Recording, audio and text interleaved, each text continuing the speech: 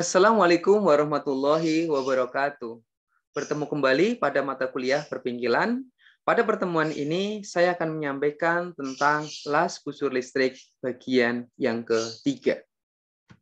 Capaian pembelajaran pada pertemuan ini adalah mahasiswa memahami dan mampu mempergunakan las listrik. Nah, kita akan belajar tentang teknik pengerjaan las busur atau las listrik.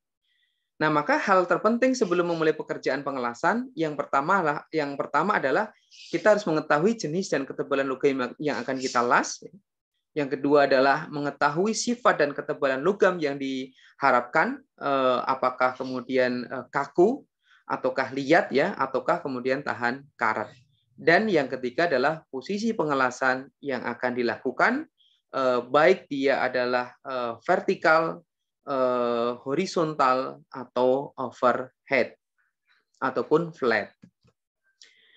Nah, hal terpenting yang sebelum memulai pengelasan, yang pertama adalah menentukan kuat arus pengelasan sesuai dengan karakteristik pengelasan. Jadi di set di dalam mesin las ini sudah tertera, nanti di situ akan muncul berapa kuat arus yang diharapkan, ya, tergantung dari ketebalan elektroda yang digunakan. Ketebalan elektroda atau diameternya tergantung dari benda kerja atau ketebalan benda kerja.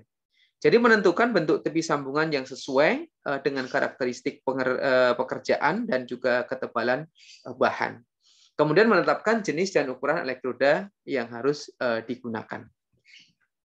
Nah, berikutnya adalah posisi pengelasan, yaitu ada 4 macam, ya. Ada posisi flat, ada posisi horizontal, ada posisi vertikal, dan juga ada posisi overhead atau overhead, ya, atau OH. Di mana di sini terlihat untuk flat, baik dia adalah menyatukan dua bagian, ya, yang menyiku ataukah yang datar, ya, ataukah tabung misalkan, inilah posisi flat. Kemudian yang kedua adalah posisi horizontal, ya. Kemudian yang ketiga vertikal, dan yang keempat adalah overhead posisi atau posisi overhead. Nah, yang pertama adalah posisi flat. Jadi posisi termudah dibandingkan posisi lain, ya. Usahakan benda kerja dapat diatur datar seperti ini, di mana ini dapat dilakukan untuk semua jenis elektroda dan semua jenis serta sudut sambungan benda kerja. Jadi lebih mudah untuk mengerjakan. Posisi elektroda terletak terhadap, ya, benda kerja adalah berdiri di atas garis las, ya, membentuk sudut 15 sampai 20 derajat terhadap garis tegak lurus ke arah tubuh operator, dan 60 sampai 70 derajat terhadap posisi datar. Nah, berikutnya posisi horizontal atau H, ya. Jadi sedikit lebih sulit dibandingkan dengan posisi yang flat atau datar tadi, di mana cairan logam ini mudah meleleh ke arah alur pengelasan. Dia akan mudah meleleh ke bawah. Sebagian besar elektroda dapat kemudian dipergunakan, dan jarak ujung elektroda terhadap benda kerja sebaiknya sedikit lebih dekat ke dinding posisi datar, sehingga lelehannya nanti akan kemudian merata, ya, ke bagian bawah. Berikut posisi vertikal atau V, ya. Jadi lebih sulit dibandingkan posisi vertikal dan horizontal, dapat dilakukan ke arah bawah ataupun ke arah atas. Jika nyala busur kuat, arahnya lebih baik ke bawah, dan ke atas jika nyala busurnya lemah, kan. Di mana posisi elektroda membentuk sudut 10 sampai 15 derajat ke arah bawah untuk menghindari adanya tumpukan lelehan. Dan yang keempat adalah posisi overhead, ya, OH, di mana teknik pengelasan ini yang paling sulit, ya, diperlukan pakaian kerja yang lengkap dan memadai. Karena apa? Karena akan berbahaya, ya, lelehan itu akan bisa menjatuhi badan kita kalau kita tidak memiliki pakaian kerja yang lengkap. Kemudian pemilihan elektroda juga harus yang tepat, dan sebaiknya menggunakan arus agak kecil dan jarak elektroda ke benda jauh lebih dekat, ya, sehingga akan kemudian bekerja dengan maksimum. Dan kualitas hasil pengelasan, ya, ini akan kemudian berpengaruh besar pengaruh besar arus listrik, ya, kemudian pengaruh kecepatan gerak elektroda, kemudian pengaruh polaritas, ya, khususnya yang menggunakan pesawat DC, pengaruh jarak ujung elektroda, kemudian bentuk tepi sambungan, lintasan pengelasan, perubahan bentuk sambungan atau deformasi.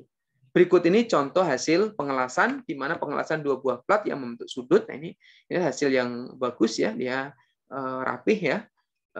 kemudian tidak terlalu sedikit juga tidak terlalu berlebihan kerak yang kemudian yang dihasilkan.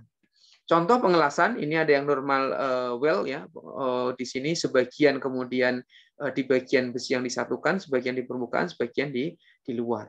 Nah berikut ini adalah current to low ya, jadi arus terlalu kecil sehingga banyak lelehan yang berada di permukaannya, tidak masuk ke dalam benda kerja. Nah berikutnya yang C adalah current to high ya, terlalu besar arusnya sehingga akan mudah membakar benda kerja sehingga di sini tidak rapi, banyak bagian benda kerja yang termakan. Kemudian yang kedua speed to fast ya, ini untuk menarik atau meletakkan elektroda di benda kerja ini terlalu cepat ya untuk berpindah tempat sehingga di situ tidak menyatu ke bagian dalam. Dan yang ke-E adalah speed to low, terlalu lama sehingga lelehnya terlalu banyak yang ini menyebabkan boros elektroda. Dan yang terakhir adalah out too long. Jadi elektroda terlalu jauh dari benda kerjanya sehingga di sini juga hasilnya tidak optimal. Nah, berikut contoh hasil pengelasan. Ini juga sama ya, yang kemudian menyudut. Nah, ini horizontalnya. Nah, sementara berikut adalah PR yang bisa dikerjakan oleh para mahasiswa sekalian. Jadi menghitung komponen biaya atau variabel cost ya, untuk bisa mengerjakan las listrik. Karena variabel-variabel ini diperlukan seperti biaya bahan, biaya listrik, biaya elektroda, tenaga kerja, dan lain-lain. Sebagai tugas, hitunglah biaya pembuatan rangka rak dengan ukuran panjang, lebar, dan tinggi 120 cm, ya, panjangnya, lebarnya 40 cm, dan tingginya 100 cm. Bahan rangka menggunakan besi plat 3 x 3 cm. Demikian yang bisa saya sampaikan pada kesempatan ini. Mudah-mudahan bisa difahami dengan sebaik-baiknya dan kita lanjutkan pada pertemuan yang akan datang.